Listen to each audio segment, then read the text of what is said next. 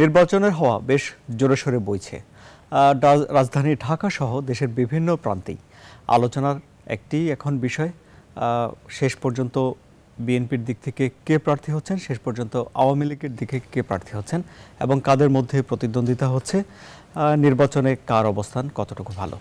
এর সঙ্গে সঙ্গে নির্বাচন কমিশন এরই মধ্যে দাবি করেছে দেশে অংশগ্রহণমূলক, প্রতিযোগিতামূলক একটি নির্বাচনের পরিবেশ তৈরি হয়েছে। পাশাপাশি তারা এই হুঁশিয়ারি উচ্চারণ করছে যে যদি কেউ এই নির্বাচনে প্রভাব বিস্তার করার চেষ্টা করে তাহলে তাদের বিরুদ্ধে তথ্য হাতে পেলে কঠোর ব্যবস্থা নেওয়া হবে। নির্বাচনের পরিবেশ ঠিক কেমন আছে এই মুহূর্তে তা জানার জন্য আজ আমরা আমাদের গণতন্ত্র সাজিয়েছি। আমাদের আমন্ত্রিত অতিথি তিনজন। আমার সঙ্গে রয়েছেন বিএনপি চেয়ারপারসনের উপদেষ্টা জনাব আতাউর রহমান ঢালী, আমার সঙ্গে রয়েছেন নির্বাচন পর্যবেক্ষক সংস্থা জানিপপের চেয়ারম্যান জনাব ডক্টর নাজমুল হাসান কলিমুল্লাহ, এবং আমাদের সঙ্গে আওয়ামী লীগের একজন নেতা যুক্ত হবেন, তিনি কিছুক্ষণের মধ্যে আমাদের সঙ্গে যুক্ত হবেন। আমি আনোয়ার সাদি আপনাদের সঙ্গে আছি। বলে রাখছি যে পর্দায় একটি নাম্বার দেখানো হবে, সেই নাম্বারে ফোন করে আপনারাও আমাদের সঙ্গে অনুষ্ঠানে যোগ দিতে পারেন এবং আপনাদের কোনো প্রশ্ন থাকলে আমাদের আমন্ত্রিত অতিথিদের কাছে জানাতে পারেন। আমি প্রথমে আপনাকে দিয়ে শুরু করি, ডক্টর নাজমুল হাসান কলিমুল্লাহ, আপনি নির্বাচনের পরিবেশ কেমন দেখছেন? বিশেষ করে নির্বাচন কমিশন সচিব যখন বলেন যে পর্যবেক্ষকদেরকে মূর্তির মতো নির্বাচন পর্যবেক্ষণ করতে হবে, তারপরে পর্যবেক্ষক সংস্থা হিসেবে কেমন দেখছেন আপনারা? দেখুন, আমাদের সচিব মহোদয় নির্বাচন কমিশনের যে ব্রিফিং সেশন, সেখানে 118টি নিবন্ধিত পর্যবেক্ষণ করেন এইরকম সংগঠনগুলোর প্রতিনিধিদের আহ্বান করেছিলেন, জি, জাতীয় পর্যায়ে তাদের উপস্থিত থাকতে, এবং সেখানে প্রধান অতিথির ভাষণে তিনি একটি উদাহরণ দিয়েছিলেন। বাকিংহাম প্যালেসের যে গার্ডরা উর্দি পরে, লাল কালো টুপি, লাল উর্দি পরে যেভাবে বাকোদ্ধানধর্মী অবস্থান নেন, অর্থাৎ একনিষ্ঠতার সঙ্গে কাজ করেন, সেই রকম আপনার অ্যাটেনশন নিয়ে আমাদের পর্যবেক্ষণ করতে বলেছেন। মানে বিষয়টা তা না যে ধীরস্থিরভাবে এক জায়গায় দণ্ডায়মান থাকতে হবে, কারণ নির্বাচন কমিশনের যে আচরণ বিধি সর্বশেষ যেটি প্রণীত পর্যবেক্ষকদের জন্য, সেখানে পরিষ্কার বলা আছে প্রতিটি পর্যবেক্ষকের ভ্রাম্যমান অবস্থায় থাকতে হবে, কোনো অবস্থায় এক জায়গায় ধীরস্থিরভাবে থাকা যাবে না। তো সুতরাং এই যে মোবাইল ফোন নেওয়া যাবে না, ছবি তোলা যাবে না, এই বিষয়গুলো প্রযুক্ত হয়েছে আরও অনেক আগে থেকে। আপনার 22 জানুয়ারির যে স্টলড ইলেকশনটা, তার আখ্যানে সচিব হিসেবে দায়িত্ব পালন করছেন রশিদ সাহেব, সেই সময় তারা একটা ড্রাফট তৈরি করেছিলেন যে আন্তর্জাতিক পর্যবেক্ষক যারা, তারা সেলফোন নিতে পারবেন, ক্যামেরা ব্যবহার করতে পারবেন, কিন্তু জাতীয় পর্যবেক্ষক যারা, তারা এটি করবেন না। তো এটি আসলে ওই অর্থে কখনো কার্যকর ছিল না।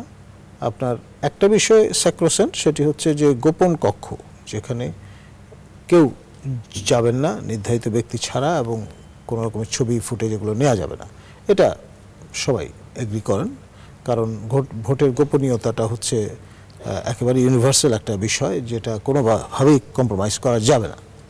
এর বাদে যেখানে তিনি সিল দেবেন, জি, যেটা গোপন কক্ষ বলছি আমরা, এই বাদে সর্বত্র আনহিন্ডার্ডভাবে আপনার অ্যাক্সেস থাকবে বা থাকতে হবে পর্যবেক্ষকদের, এটা নিয়ে কোনো সমস্যা নেই। কিন্তু মূল যে বিষয়টা, সেটা হচ্ছে সকাল 8টায় অফিসিয়ালি ভোট গ্রহণ শুরু হচ্ছে, শেষ হচ্ছে বিকাল 4টায়। এই সময়সীমার মধ্যে আপনার কেন্দ্রে দাঁড়িয়ে কোনো রকম মন্তব্য করা যাবে না। এটা একদিক থেকে ঠিক, কারণ অপব্যবহার হওয়ার সম্ভাবনা প্রবল। ধরুন কোনো একটি ইলেকট্রনিক মিডিয়া আমার একটা মন্তব্য 9টার সময় যদি নেয়, সে তো এটা সম্প্রচার করতে যাচ্ছে বিকেল 4টার পরে বা সন্ধ্যায়, তখন যে মন্তব্যটা আমি করলাম তাৎক্ষণিক, এর রেলেভেন্স কতটুকু সন্ধ্যায়, সেটা নিয়ে একটা প্রশ্ন করা যেতে পারে। সরাসরি সম্প্রচার করবে তারা তো যখনটা তখনই সম্প্রচার করতে পারে, কিন্তু সেখানেও এমন কোনো মন্তব্য কোনো একজন নির্দিষ্ট পর্যবেক্ষক যদি করে বসেন যেটা নির্বাচনের ফলাফলকে প্রভাবিত করতে পারে, ভোটিং বিহেভিয়ারকে এফেক্ট করতে পারে, সেই সম্ভাবনা বা ভয়টা থেকেই যায়।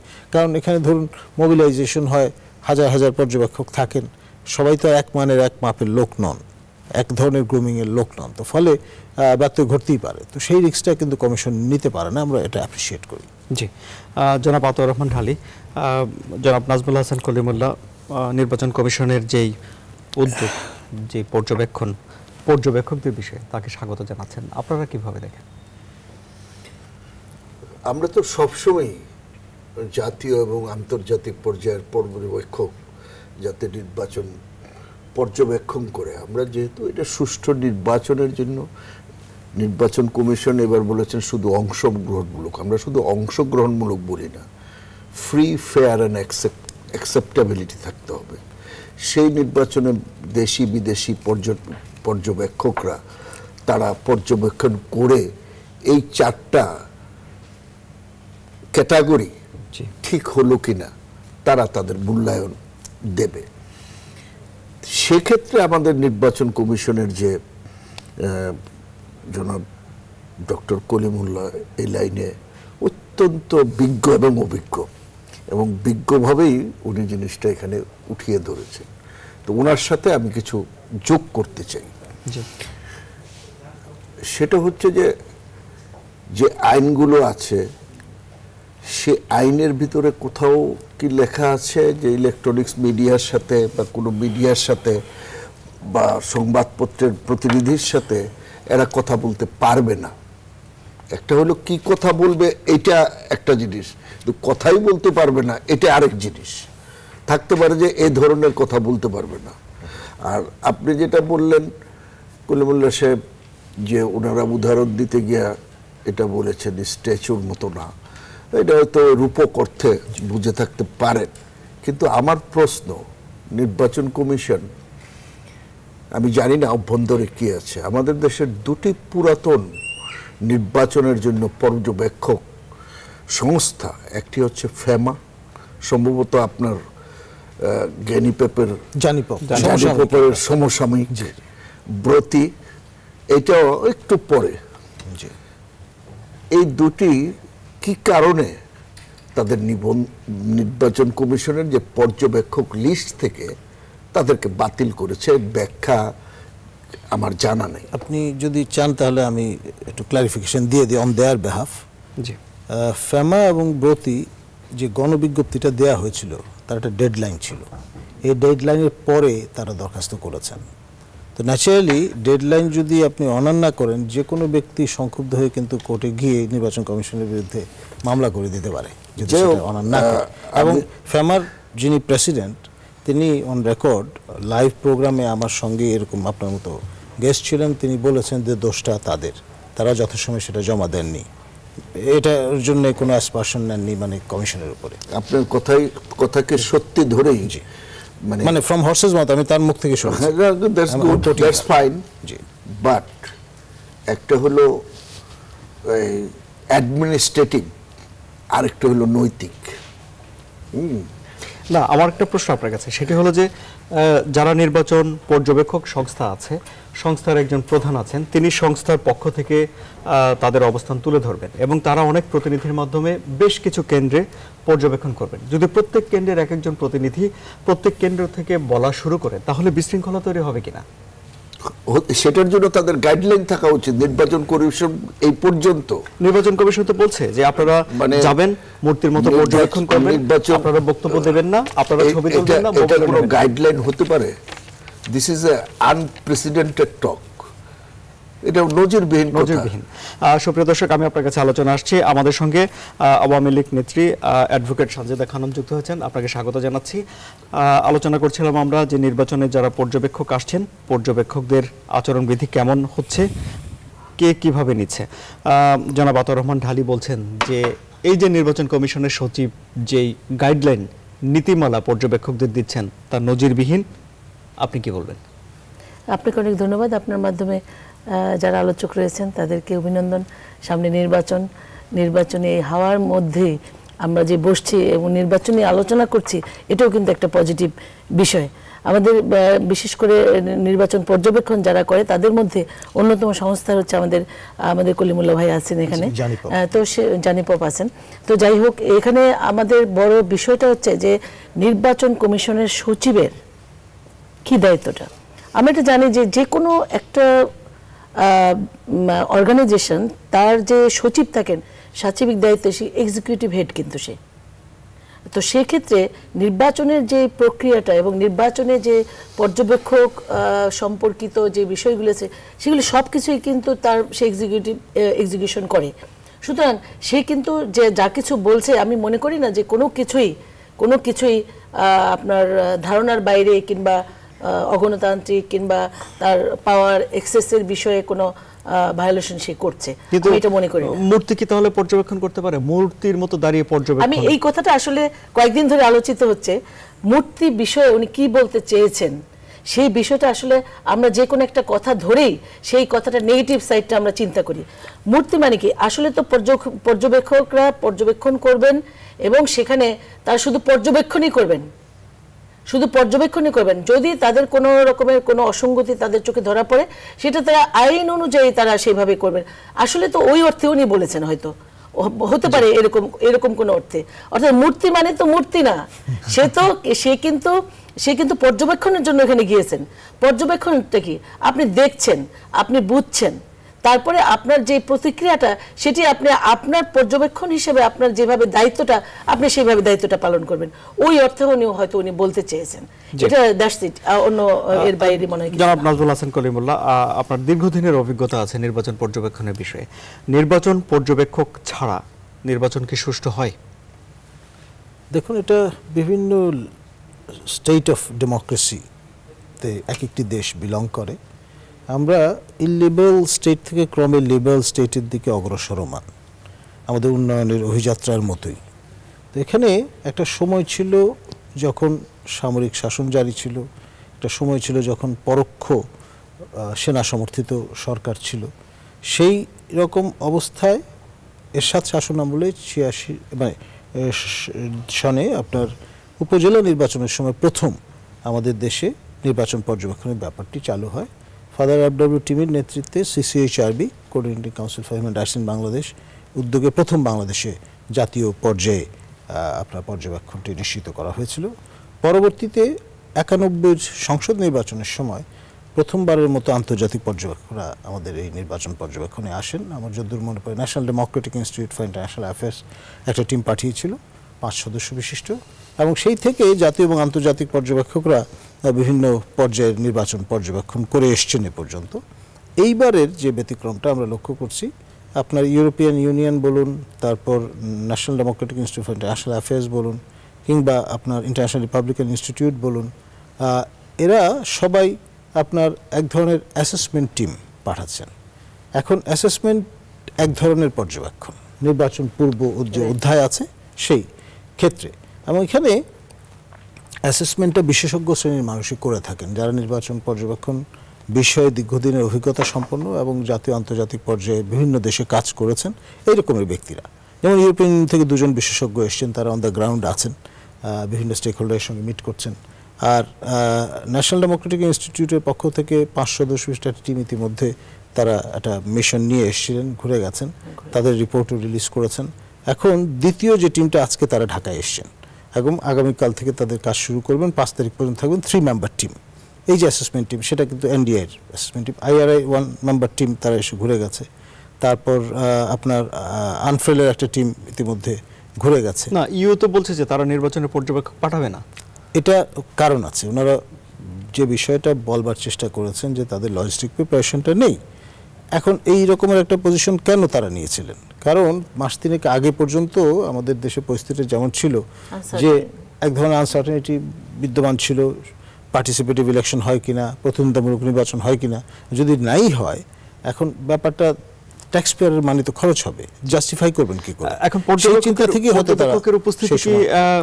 পর্যবেক্ষকের উপস্থিতি কি নির্বাচনের কোনো গুণগত পরিবর্তন আনে? ইউ তো বলছে যে দেশে প্রতিযোগিতামূলক নির্বাচনের পরিবেশ রয়েছে, কাজে তাদের পর্যবেক্ষক পাঠানোর দরকার নেই। আবার এর আগে নির্বাচন সম্পর্কে, বাংলাদেশের নির্বাচন সম্পর্কে ধারাবাহিক তাদের স্টেটমেন্টগুলো যদি আমরা গত 2-3 বছরের দেখি, এটার সাথে সর্বশেষ এটা মিলে না।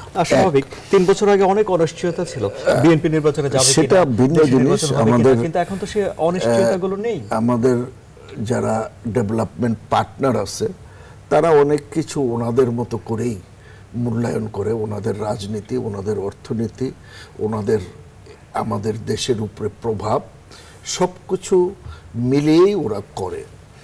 তো এটা তাদের বিষয়ে। আমরা এর অনেকেই বলে যে আমরা কেন তাদের কথা শুনবো, আমরা শুনবো না? হ্যাঁ, এটা আমিও বলি, কিন্তু যতক্ষণ পর্যন্ত আমরা অর্থনৈতিকভাবে আমাদের তাদের উপরে নির্ভরশীলতা কাটাতে না পারবো, ততক্ষণ পর্যন্ত এটা একটা আমাদের জন্য কঠিন চ্যালেঞ্জ আমি মনে করি। আমি আপনার কাছে আসছি, একজন দর্শক আছেন, দর্শকের ফোন নিয়ে নিই। দর্শক, আপনার নাম পরিচয় বলে আপনার প্রশ্ন করুন।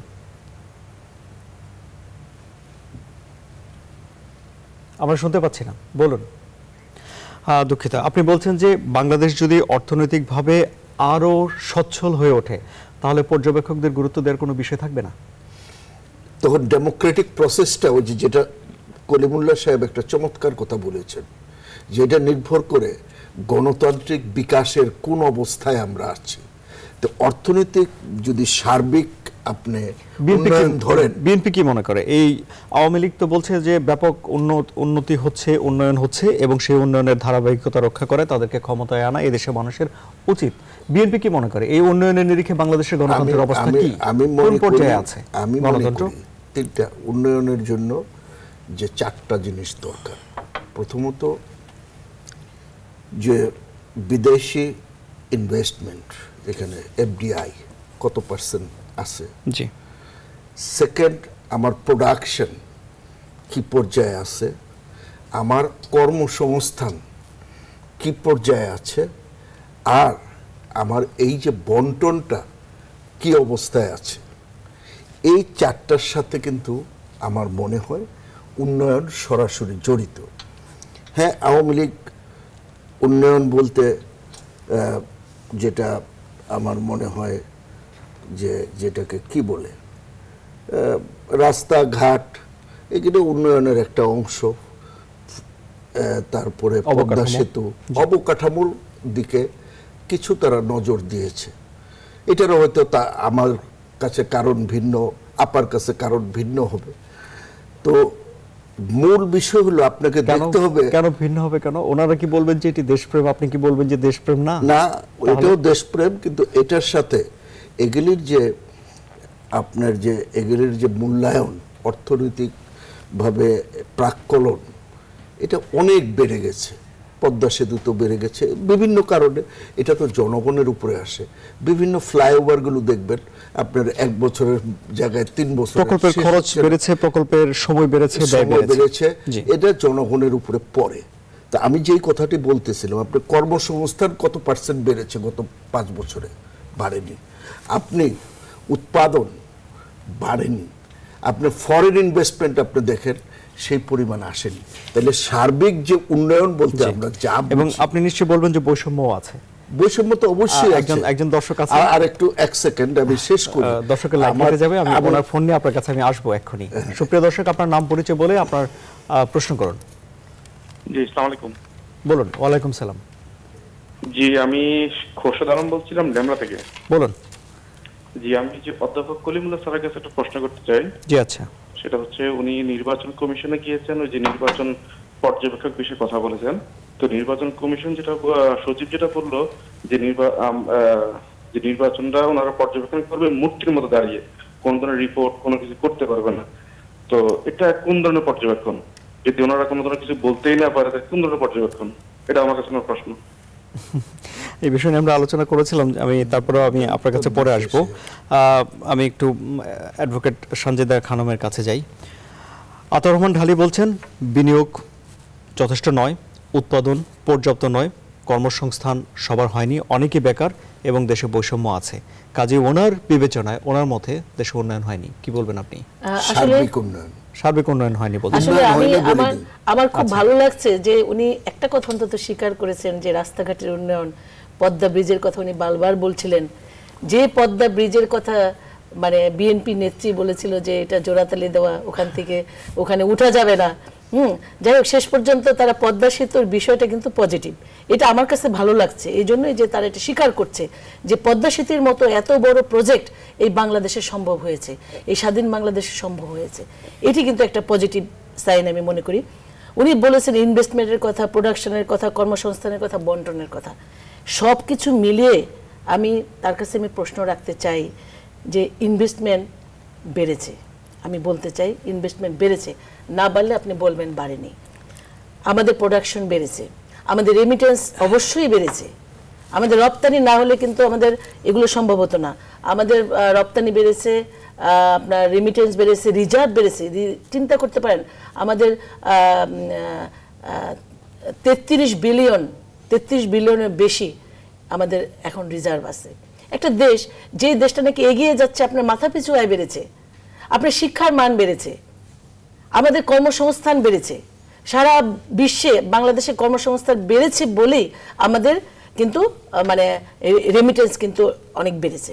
সুতরাং এই পরিসংখ্যানগুলো আপনার, আমার মনে হয় যে আপনার কাছে প্রশ্ন থাকবে যে বাংলাদেশ স্বাধীন হবার পর আমাদের যে বাংলাদেশের যে বঙ্গবন্ধু দেশ স্বাধীন করবার পর বাংলাদেশের যে মাথাপিছু আয়, তারপরে মানব সম্পদ সূচক, তারপর অর্থনৈতিক ভঙ্গুরতা যে হ্রাস হয়েছে, আমি আপনাকে অ্যাড করে দিই আরেকটা জিনিস, সেটা হলো যে আপনাদের সময় আর আমাদের সময় এখন মাথাপিছু ঋণের দায় কত জনগণের, এটা একটু প্লিজ ক্লারিফাই করুন। মাথাপিছু মানে ঋণের কথা যদি আপনি বলতে চান, আপনি ঋণ করতেই পারেন এবং সেটি ঋণ শোধ দেওয়ার মতো ক্ষমতা আপনার আছে বলেই আপনি কিন্তু ঋণ করেছেন। আপনার সেই ক্ষমতাটা আপনি অর্জন করেছেন, সেই সক্ষমতাটা আপনার বাংলাদেশে হয়েছে। আপনার কাছ থেকে 2 টাকা নিলে আমি সেই 2 টাকা দিতে পারবো, আমার সেই সক্ষমতাটা কিন্তু বাংলাদেশ শেখ হাসিনা সরকার অর্জন করেছে। এটি কিন্তু আপনি সহজভাবে নেবেন না।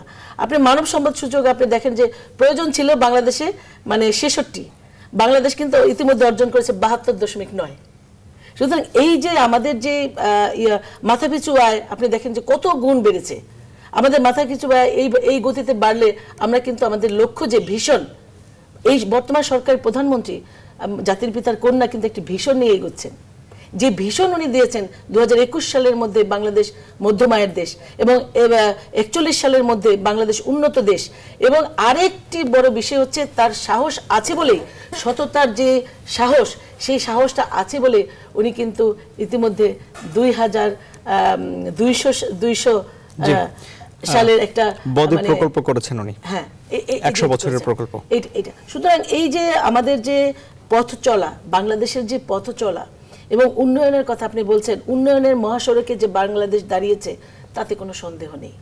আজকে দেখেন আজকে কি বলেছে, আজকে আপনি দেখেন মার্কিন কংগ্রেস কি বলেছে, সেই কথাটি আপনি আসতে পারেন। মার্কিন কংগ্রেসের আজকের সিদ্ধান্ত হচ্ছে যে বাংলাদেশে এই নির্বাচনকে সামনে রেখে বিএনপি, জামাত শিবির তারা যে কোনো সময় যে কোনো দুর্ঘটনা ঘটাতে পারে। আজকের লেটেস্ট এই 2 ঘন্টার আগে নিউজ। সুতরাং এই যে বিএনপি কি, আমি বিএনপি জামাত কি না, জামাত হেফাজত শিবির। এটা একজনের সাথে কিন্তু আরেকজনের কোনো নাই, পার্থক্য আমি মনে করি না। আপনি কয়েকদিন আগে আমি দেখলাম, ইউটিউবে দেখছিলাম যে একজন বলছেন বিএনপি মানে নেতা বলছে, আমরা এই বিষয়ে শেষ দিকে আলোচনা করব। জামাত এবং বিএনপি আপন ভাই, জামাত বিএনপি আলাদা কিনা সেই আলোচনা আমরা যাব। ডক্টর নাজমুল হাসান কলিমুল্লাহ, দেশে উন্নয়ন হয়েছে বলছে আওয়ামী লীগ, কিন্তু সেই উন্নয়ন নিয়ে বিএনপির ভিন্ন মত আছে। কিন্তু একটি ঘটনার 2 ধরনের মুদ্রার এপিট ওপিট কেন আমরা শুনতে পাই রাজনীতিতে? দেখুন, এটা আসলে দৃষ্টিভঙ্গির বিষয়। আমার ডিউ রেসপেক্ট, ঢালি ভাই কিন্তু দ্বিমত করছেন না ওনার সঙ্গে, এবং সেই জন্য আপা একটু বিস্মিত হয়েছিলেন যে তিনি এই বিষয়গুলো অ্যাকনলেজ করছেন কেন। কারণ ন্যাশনাল মাইন্ডসেট যদি থাকে, সাদাকে সাদাই বলবেন, কালোকে কালোই বলবেন, এখানে কোনো বিতর্কে যাবেন না। আচ্ছা, এখন পদ্ধতিগত পার্থক্য থাকতে পারে, প্রায়োরিটাইজেশনের ক্ষেত্রে দৃষ্টিভঙ্গিগত পার্থক্য থাকতে পারে, যে আমরা এটাকে প্রায়োরিটি না দিয়ে ওইটাকে দিতে চাই। কিন্তু উন্নয়ন নিশ্চিত করার ক্ষেত্রে আমি মনে করি প্রকাশ্য রাজনীতি যারা করেন, আমাদের পলিটিক্যাল যে ডিভাইডটা আছে, সেখানে দ্বিমত হওয়ার কোনো কারণ আছে এটা মনে হয় না। জি, আমি আপনার কাছে আসবো। আপনি বলছেন যে উৎপাদন কমেছে, মাছ উৎপাদন, সবজি উৎপাদন, তৈরি পোশাক উৎপাদনে আমি বলতে চেয়েছিলাম পৃথিবীর 3টি দেশের মধ্যে 4টি দেশের মধ্যে বাংলাদেশ আছে। আমি প্রশ্নটি শেষ করি। শান্তিরক্ষী মিশনে বাংলাদেশের অংশগ্রহণ পৃথিবীর প্রথম 3টি দেশের মধ্যে আছে, তাহলে উৎপাদনকে আপনি কেন পেছনে রাখছেন? ওইটা শান্তিরক্ষা বাহিনীর সাথে তার উৎপাদনের এখন কোনো সম্পর্ক নেই। তো আমার কথা হলো যে আপনার প্রোডাকশন, হ্যাঁ ওগুলি আমাকে দেখতে হবে যে ইন্ডাস্ট্রিয়াল বাংলাদেশকে ওই জায়গায় যেতে হবে, মধ্য আয়ের দেশে। ওইটার একটা চ্যালেঞ্জ আছে। আমরা ওই জায়গায় যাওয়ার পরে এখান থেকে যদি এখন পর্যন্ত আমাদের এই কাজগুলো করে না যাই, তাহলে ফিলিপাইনের মতো ঘটনা ঘটতে পারে, ফিলিপাইন ওইখান থেকে ফেরত আসছে, কারণ ওইখানে যাওয়ার পরে আমাদের কিন্তু অনেক ধরনের বিদেশি পাবো না আমরা, যেহেতু পাবো না তাহলে এই চ্যালেঞ্জগুলোকে এখনই মোকাবেলা করে এগুলোকে উন্নত করে ওই জায়গায় যেতে হবে, নাইলে আমাদেরকে ফেরত আসতে হবে। আমি সেই কথাটাই বলছি। এবং 5.5 বছরের মতো সময় আছে আপা যেটা বলছেন যে আমাদের দেশের কর্মসংস্থান কিন্তু এবার গত বছর থেকে 1% কমেছে কর্মসংস্থান। এটা পরিসংখ্যানটা ঠিক না, ঠিক না। কর্মসংস্থান অবশ্যই বেড়েছে, কি বলেন আপনি? আমাদের যেমনি জনসংখ্যা বেড়েছে তেমনি ভাবে আমাদের কর্মসংস্থান বেড়েছে। আজকে আমেরিকান ইয়ার কথা বললেন, আই অ্যাপ্রিশিয়েট ইউ। আবার যখন আমেরিকান মানব অধিকার সংস্থা কিছু বলে তখন আপনি আবার উল্টাটা বলেন, বা আমরা বলি, আমাদের উপরে যখনই আসে এটা আপনাদের দিয়ে বলতেছি না, তো এটার কোনো স্ট্যান্ডার্ড আপনি ওইটা ধরেন না। হ্যাঁ, কারণ যখন আপনার উপরে আসে তখন এখন ধরবো না নাকি? না, কারণ যখন আপনার উপরে আসে তখন আর আপনি এটার উদাহরণ হিসেবে আনবেন না। হ্যাঁ, কারণ ওনাদের যে মানব অধিকার রিপোর্ট, ওনাদের স্টেট ডিপার্টমেন্টের যে রিপোর্টগুলি কিছুদিন আগেও হয়েছে, হ্যাঁ, যেখানে হিয়ারিং হয়েছে, হিয়ারিং এ কি বলছে মানব অধিকারের কথা, ডেমোক্রেসির কথা, ওগুলি কিন্তু অন্য মানে আরেকটা বিষয় আপনি এখানে টেনে আনলেন। উনি যে অভিযোগ করেছেন, আমি যদি বুঝে থাকি, উনি বলছেন আপনাদের পক্ষে গেলে আপনারা বলেন ইয়েস, আর বিপক্ষে গেলে আপনারা বলেন নো নো, তাই কি ব্যাপারটা? আমেরিকার উদাহরণ দিলেন না, ওনাদের নিজেদের উদাহরণ দিয়েছেন। আমি যতটুকু খেয়াল করেছি আপনার উপর যেমন বলছেন নিজের দলের উপর নিচ্ছেন, তাই আমি কিন্তু এককভাবে বলিনি, নিজের দলের উপরে নিচ্ছেন। তাহলে আমি একটা বিরতি নিই, যেহেতু সবার সব বিষয়ে একমত হয়ে যাচ্ছে, একটা বিরতি নিয়ে আসি আমরা। আমাদের সঙ্গে থাকুন সুপ্রিয় দর্শক। আমি রাজনীতি করি, আমি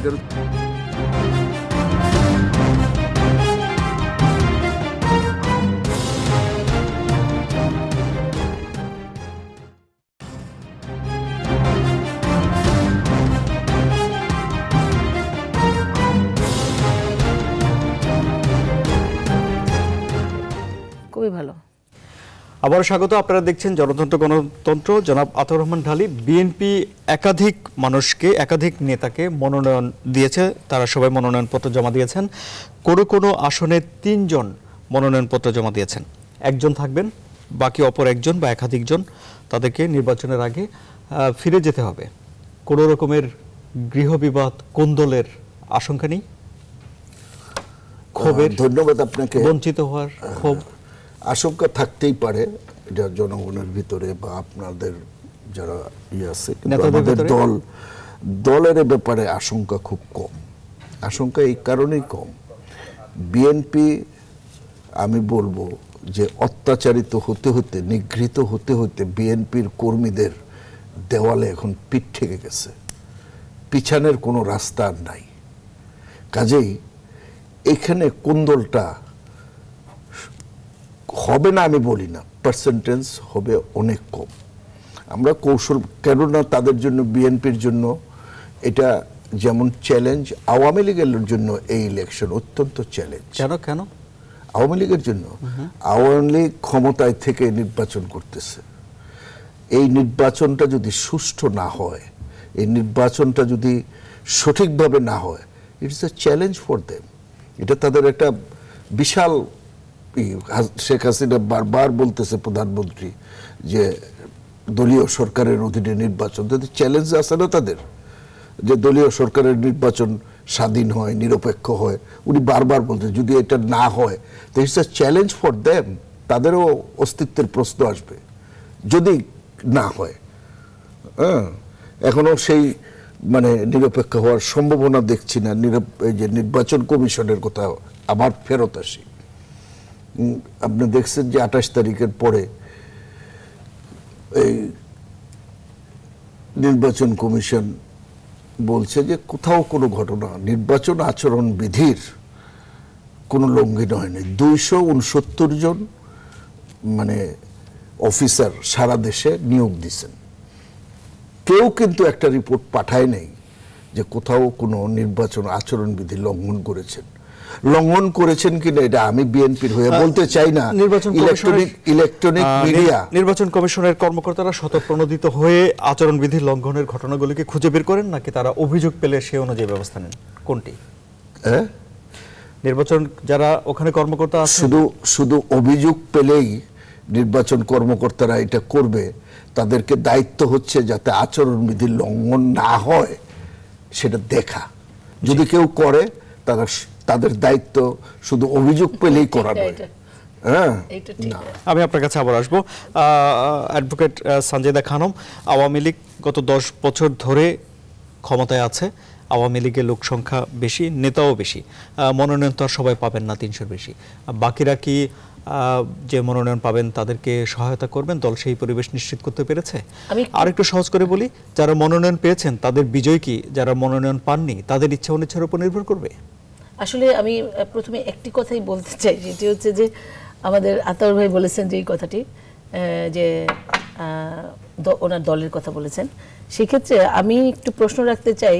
300 সিটে বিএনপি মনোনয়ন দিয়েছে 800 জনকে, অর্থাৎ প্রায় 3 গুণ তারা মনোনয়ন দিয়েছে। আর আওয়ামী লীগ দিয়েছে আপনার 300-র মধ্যে 233 জনকে, পরে অবশ্য আরো কয়েকজন পেয়েছে। যাই হোক, 300 সিট পুরা কিন্তু দেননি, কারণ ওই যারা শরীকরা রয়েছে তাদের জন্য রেখে দিয়েছেন। এখন আপনি এই একটা ছোট্ট একটা উদাহরণে যদি বলেন যে মানে বিভেদটা কোথায় হবে, সেটা খুবই বেশি সম্ভাবনা হচ্ছে এই বিএনপির মধ্যে। একটা সিটে আপনি গড়ে 3 জনকে করে দিয়েছেন, তাহলে তারা কি মারামারি করবে, নাকি আওয়ামী লীগ দিয়েছে 300 সিটে 300 লোকের কম দিয়েছে প্রার্থীকে? সুতরাং এটা প্রাথমিকভাবেই কিন্তু তারা আমরা মনে করি যে তাদের মধ্যে বেশি এইভাবে একটা ব্যাখ্যা করা যেতে পারে যে আওয়ামী লীগ গোছানো মনোনয়ন দেওয়ার ক্ষেত্রে, বিএনপি হয়তো ততটা গোছানো নয়, কিন্তু বঞ্চনার ক্ষোভ তো আওয়ামী লীগ বিএনপি দুই জায়গাতেই সমান হওয়ার কথা, তাই নয় কি? এখানে খুব একটা বঞ্চিত হওয়ার কোনো প্রশ্ন আসে না। কারণটা হচ্ছে যে আজকে মাননীয় প্রধানমন্ত্রী জননেত্রী শেখ হাসিনা এই দলটাকে গত 10 বছরে ক্ষমতা থেকে কোথায় নিয়ে গেছেন। একটা মানুষ যে সারা বিশ্বে একজন সৎ প্রধানমন্ত্রী হিসেবে প্রতিষ্ঠিত হয়েছেন, দক্ষ প্রধানমন্ত্রী হিসেবে প্রতিষ্ঠিত হয়েছেন, যতগুলি কাজ করেছেন, যতগুলি এজেন্ডা দিয়েছেন নির্বাচনের আগে, নবম সংসদ নির্বাচন এবং 10ম সংসদ নির্বাচনের আগে যেই প্রতিশ্রুতিগুলো দিয়েছিলেন, সেই প্রতিশ্রুতিগুলি কিন্তু উনি প্রায় শতভাগ উনি কিন্তু কমপ্লিট করতে পেরেছেন। এটি হচ্ছে আমাদের, আমি মনে করি যে এটা আওয়ামী লীগ যেহেতু করি আমি, তার শেখ হাসিনার একজন কর্মী হিসেবে আমি অনেক প্রাউড, অনেক বেশি আমাদের মনোবল অনেক বেশি শক্তিশালী। সে কারণেই আমি মনে করি যে জননেত্রী শেখ হাসিনা যে মনোনয়ন দিয়েছেন, অবশ্যই সেখানে চুলচেরা বিশ্লেষণ করে অপেক্ষাকৃত যে ভালো করবে, উইনেবল, সে তাদেরকেই দিয়েছে। জনাব ডক্টর নাজমুল হাসান কলিমুল্লাহ, মনোনয়ন পাওয়া না পাওয়া ঘিরে কোনো রকম অপ্রীতিকর ঘটনার আশঙ্কা করেন আপনারা পর্যবেক্ষক হিসেবে? কিছু কিছু ক্ষেত্রে তো এখনই মাঠে আমরা দেখছি যে কোথাও কোথাও সড়ক অবরোধের ঘটনা ঘটছে, কোথাও কোথাও আপনার বর্ষায় লিপ্ত হচ্ছেন প্রতিদ্বন্দ্বী মনোনয়ন প্রত্যাশী আপনার নেতা কর্মী সমর্থকদের মধ্যে। অ্যাক্রস দ্য পলিটিক্যাল ডিভাইড এটা কিন্তু আছে, এবং স্বতন্ত্র প্রার্থী হওয়ার একটা হিড়িকও কিন্তু আমরা লক্ষ্য করছি। যে এটা বোঝা যাবে পরিষ্কার চিত্রটা আপনার 9 তারিখের পরে বা প্রতীক বরাদ্দের পরে ব্যাপারটা কি দাঁড়াচ্ছে। আমি অনুষ্ঠান শেষ করব, আমার হাতে খুব বেশি সময় নেই, আমি 30 সেকেন্ড করে 3 জনের কাছে যাব। আপনার শেষ কথা, আমার আর কোনো প্রশ্ন নেই, 30 সেকেন্ডে আপনি যদি কিছু বলতে চান। 30 সেকেন্ডে যেটা আপা বললেন যে আওয়ামী লীগ নির্বাচন করেছে 4 বছর 8 মাস ধরে, ক্ষমতায় আসার পর থেকে পরবর্তী নির্বাচনের করেছে। আর বিএনপি 2 মাস ধরে নির্বাচনে শুরু করেন। বিএনপির তো সুযোগ ছিল না ভোট চাওয়ার, আওয়ামী লীগ 4 বছর ধরে ভোট চাচ্ছে। সেই ক্ষেত্রে দেখেন বিএনপির নমিনেশনের পরে কিন্তু রাস্তায় হয় নাই, 4 জায়গায় কুশপুত্তলিকে দাহন হয় নাই, এই ধরনের ঘটনা বিএনপির কিন্তু হয় নাই 3টা করে নমিনেশন দেওয়ার পরেও। কারণ হবে না, আমি এটা বলি না, ভবিষ্যতে টুকটাক হতেই পারে একটা বড় দলে, কিন্তু মেজর কোনো কিছু বিএনপির হবে না। কারণ বিএনপি এই ইলেকশনকে আন্দোলন এবং চ্যালেঞ্জ হিসেবে বিএনপি নিয়েছে, এবং বিএনপি এই নির্বাচন করছে জিতার জন্য। জি, অনেক ধন্যবাদ। আসলে বারবারই হয়নি, এটা কিন্তু ঠিক না। আমি 30 সেকেন্ড আপনার জন্য। যেদিন নাকি আপনার মনোনয়নপত্র জমা দিলেন, যে জমা দেওয়ার লাস্ট ডেটে অর্থাৎ 28 তারিখে আপনি মুন্সিগঞ্জে আপনি কি ঘটনা ঘটেছে? বিএনপি 2 গ্রুপে, সিনহা গ্রুপ এবং সিনহার বিরোধী গ্রুপ, তারা মারামারি করেছে, গুলিগালা করেছে, আহত হয়েছে, মামলা হয়েছে 2 গ্রুপের মধ্যে। এটা হচ্ছে লেটেস্ট এই 28 তারিখের। আর তারপরে আসে হচ্ছে, যেহেতু 15 সেকেন্ড, সেহেতু আমি বলতে চাই যে এই নির্বাচনটা কিন্তু অন্য নির্বাচনের মতো না। এই নির্বাচনে সমস্ত রাজনৈতিক দলগুলি পার্টিসিপেট করছে এবং সেই পার্টিসিপেশনের মাধ্যমে গ্রহণযোগ্য এবং অংশগ্রহণমূলক নির্বাচনটা নিশ্চিত হয়েছে এবং এটি হচ্ছে আমাদের বড় বিষয়। আর উন্নয়নের ধারাবাহিকতায় অবশ্যই আগামী একাদশ জাতীয় সংসদ নির্বাচনে আওয়ামী লীগের প্রার্থীরা এই বিজয় লাভ করবে এবং জননেত্রী শেখ হাসিনার নেতৃত্বে সরকার আপনি বলছেন অংশগ্রহণমূলক নির্বাচন আওয়ামী লীগ সরকারের সাফল্য বলছেন সফলতা। 30 সেকেন্ড।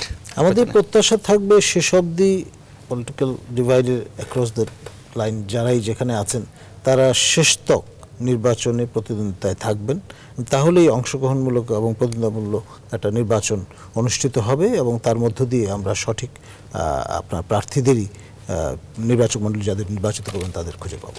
জি, ভোটার হওয়া বলছে বাংলাদেশের জন্য নির্বাচন উৎসবের সবাই নির্বাচন উৎসবে মেতে উঠবে এটি আশা করছে রাজনৈতিক দলগুলো এবং তাদের সমর্থকরা। আপনাদের সবাইকে অনেক ধন্যবাদ আমাদের সঙ্গে থাকায়।